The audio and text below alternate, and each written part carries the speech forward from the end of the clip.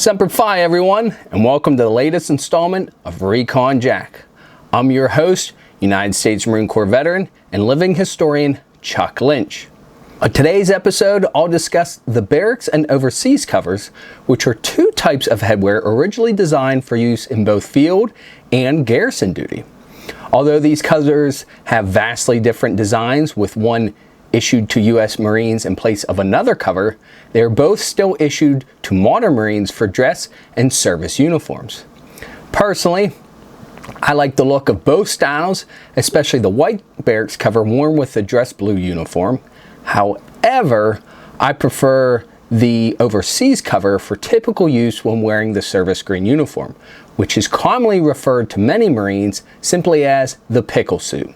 Also, I would not recommend doing a literal sea bag drag as I did across a concrete sidewalk outside of the LAX International Airport with your service green barracks cover in a uniform bag, because they will both end up with an ugly gash cutting through the soft material.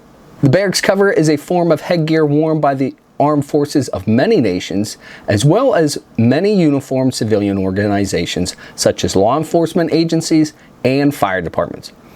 Also referred to by many as a peak cap, it derives its name from its short visor or peak, which was historically made of polished leather, but increasingly is made of a cheaper synthetic substitute. The barracks cover originated in late 18th or early 19th century Northern Europe, usually worn by working class men. In the later years of the Napoleonic Wars, it began to appear in the senior ranks of the Russian and Prussian armies, being popular because of its comfort and light weight as opposed to the cumbersome bicorns and shakos that were standard duty issue. During the period from 1815 to 1848, the covers became universal dress for German and Austrian civilian males of all classes, and for the entire 19th century, they were popular with the working classes all over Northern Europe, although in Britain the flat cap was preferred by civilians towards the end of the century. Following the outbreak of the Mexican-American War in 1846, the United States Marine Corps adopted the wool barracks cover due to the unsuitability of the heavier wool and leather shako in the hot Mexican climate. During the 20th century, the barracks cover was no longer issued to Marines for use in combat in favor of the more protective combat helmets. In the United States Marine Corps, these covers, bearing the distinctive eagle globe and anchor device, are worn in two forms. For dress blue uniforms, the cover is white with a gloss black visor. Before 1947, there was also a blue version worn during fall and winter months, with a white version reserved for spring and summer.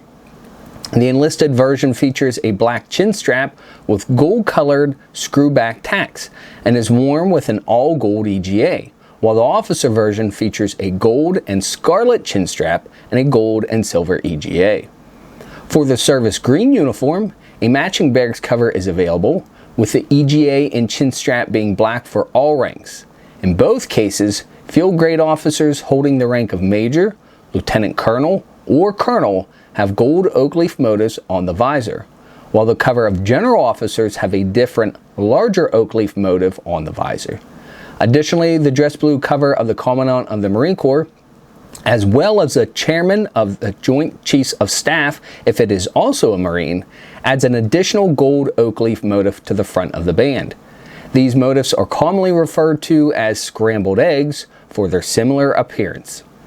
Beginning in 1926, the Marine Corps also adopted a khaki version of the service uniform for spring and summer months, but it was disbanded following the end of the Vietnam War. This uniform also featured a matching barracks cover identical to the service green one, aside from the color of the replaceable cotton overcover. Also of important mention is a difference between the male and female versions of the barracks covers. Although rather similar in style, there are differences with structure of both the dress blue and service green versions. There is also a scarlet rope in place of the leather chin strap of the male service green cover, as well as a previously issued dress blue female version once worn in the fall and winter. In addition, officers wear a four-pointed lace cross on top called the quatrefoil. According to tradition, the design was first used with Marine officers on sailing ships so that Marine sharpshooters in the rigging did not shoot their own officers on the deck during close quarters gun battles when crews of opposing ships attempted to board each other's ship.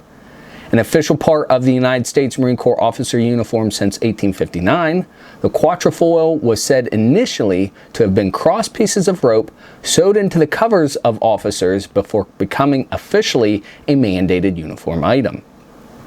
The overall shape of the cover has changed slightly in frame structure and material, with versions changing from its introduction during the Mexican-American War in 1846, from 1861 to 1865 during the American Civil War, leading to the Spanish-American War in 1898, plus expeditions from 1899 to 1916 during the Philippine-American War, in China during the Boxer Rebellion, as well as campaigns in Panama, the Cuban pacifications, Morocco, Veracruz, Santo Domingo, and the Banana Wars in Haiti and Nicaragua. There were also slight changes made during World War I and also during the 1930s leading up to World War II. The current model since 1943 features a large rigid frame covered by a replaceable soft cotton and now polyester material of either white or green color to suit whichever worn style of uniform. And there is also a permanent white vinyl version for wear with a dress blue uniform. The overseas cover, which is still commonly referred to by a nickname that is not especially G-rated, was first issued to U.S. Marines in France in early 1918 following the United States official entrance in World War I. The cover was only worn by troops in France who were given the French-style forage cap, as they did not have their wide-brim campaign covers with them. The overseas cover quickly gained popularity as it could be stored easily when the helmet was being worn. Originally, Marine officers wore red piping and Marine generals wore gold piping, with all ranks wearing the Eagle Globe and Anchor device on the wearer's left side. The cover was originally made in both forest green wool and khaki cotton, with the khaki version no longer issued after the Vietnam War.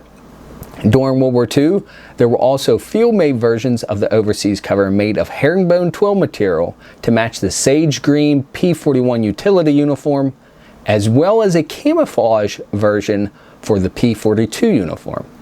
Usage continues to be common in the Marine Corps as the most common headgear when wearing service uniforms, with the other option being the bulkier frame type Barracks cover.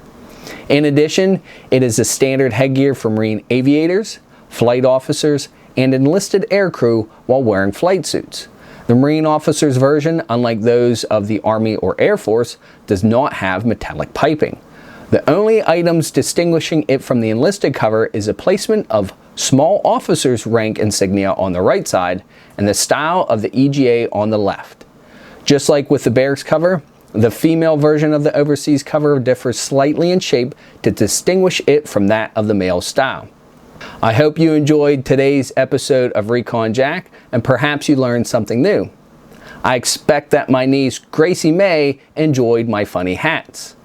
Stay tuned for more episodes as I continue to explore the hallowed history, traditions, and individuals of the United States Marine Corps. Also, please feel free to like this video, subscribe to my channel, click that notification bell, and leave a comment in the section below. I always enjoy interacting with you folks and seeing the growth of my channel. Also, please feel free to tell a friend or family member, and certainly don't hesitate to send an email over to me at recon_jack@hotmail.com. Until next time, Semper Fi and carry on.